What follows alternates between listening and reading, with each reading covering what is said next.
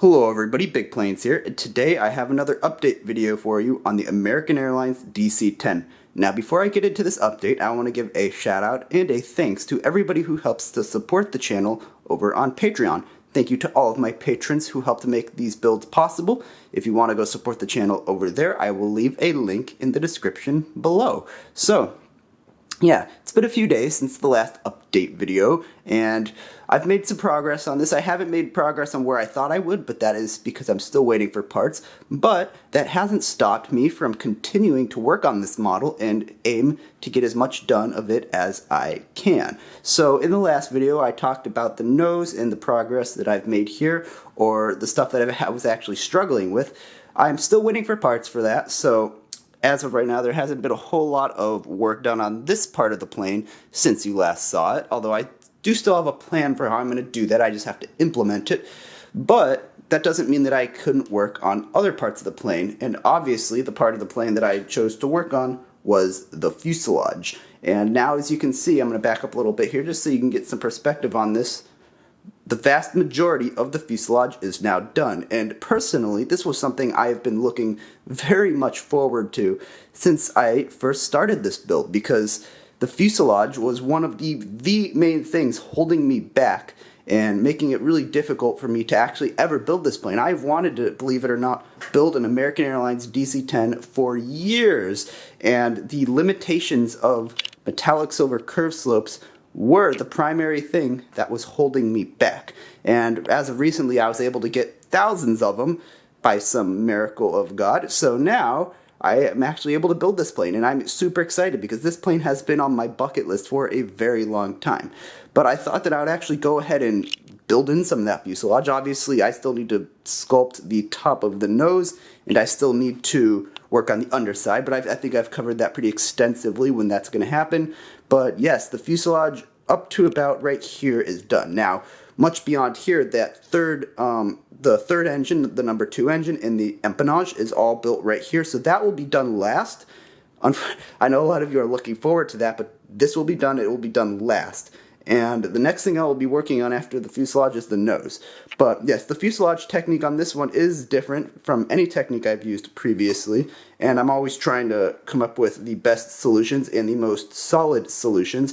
I had initially planned on using the same technique that I used on my 777. Now, the problem with that, and honestly I'm a little disappointed in myself for not noticing this sooner, but my 777 and 747, I built them both using the same fuselage cross-section.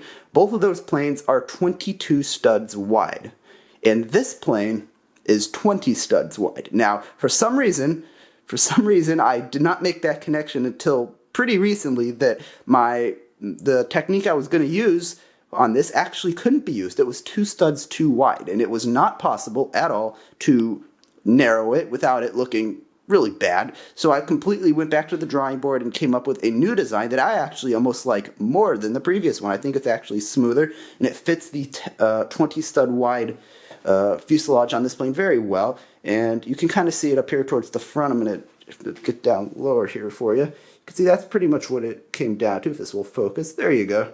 That's what the cross-section looks like. It works pretty well, and you can see here that we have the 2 Technic beams. That is something that I have on all of my jets, or at least all of my wide-body jets, because very early on, very early on, I think it was after the original, not the 747 Air Force One, but the original 747 calamity, that I decided that from that point on, every one of my models would have vertical columns that would support, or these are really more beams, but the technical terminology would be columns, but every single one of my planes has these columns, and what this basically does is it allows the structural integrity of the roof and the structural integrity of the underside to be combined into one large girder, basically, which more or less does a very good job at preventing warpage, and this allows me to build a full interior into all of my wide-body jets, get it very accurate, while at the same time maintaining structural integrity, because these are very heavy airplanes.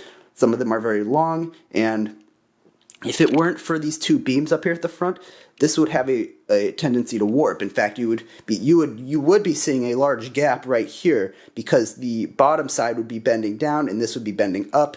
It just, no matter how strong you build it underneath, it's going to want to warp a little. So what this does is this connects this roof section, which is very strong, it's built using a lot of pieces, to this, and this thing isn't warping at all. I haven't had any planes recently, ever since the ill-fated Pan Am 747, that have had warping issues, and that is one of the main reasons why I got burned pretty hard on the first time, and I'm not making that same mistake again.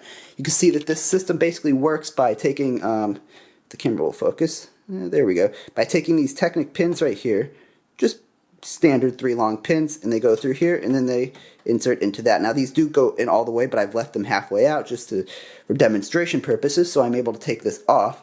But another thing I wanted to show you guys were these little lights.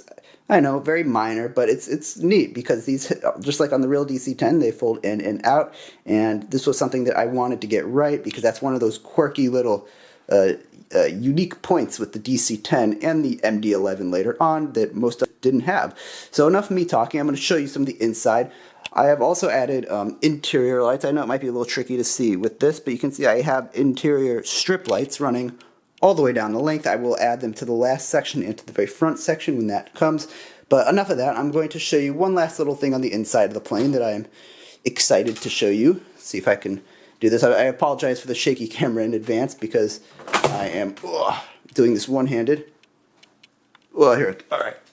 So, right now it's pretty empty, but there are a couple things that I do think are worth noting in this. The first one right here, this is the contact point, the conduit point. Again, it's pretty blurry. Let's see if I can focus in on that. There we go. These are the conduit points for all of the electrical going through the roof. That also includes the rotating beacon light at the very top. And right here, this is a cool feature. This is something I've never had on any of my jets before. This is a below-deck galley. So I will go into this a little bit more in the final update walkthrough video, but I can tell you that it was a colossal pain in the rear end to get that to fit in there. There's a lot of structural stuff, and not to mention mechanical stuff that is involved with the forward nose wheel that has to come through underneath here, not to mention the forward cargo bay. So yes, fitting that in there was very challenging, but it fit, and it wasn't easy. But again, I will show you a little bit more later on. You can see there's a guy in there right now. It does fit in there. You can put something over on top. There's enough headroom in there to fit little minifigures. So yes, that is very exciting. But other than that, there's not a whole heck of a lot more in here. Other than the below-deck galley, the interior will be one of the last things that gets put in. First, I need to actually build the airframe of the plane itself. So, yep, there's going to be a pretty brief update today. That's going to be about it. I'm hoping the next one will have some work done on the nose. I'm hoping that I could figure out that landing gear mechanism eventually, and that I will be able to finish sculpting out the nose. So that's going to be it for this video. I hope that you enjoyed it, and I'll see you in the next one. That's it for this one, and bye for now.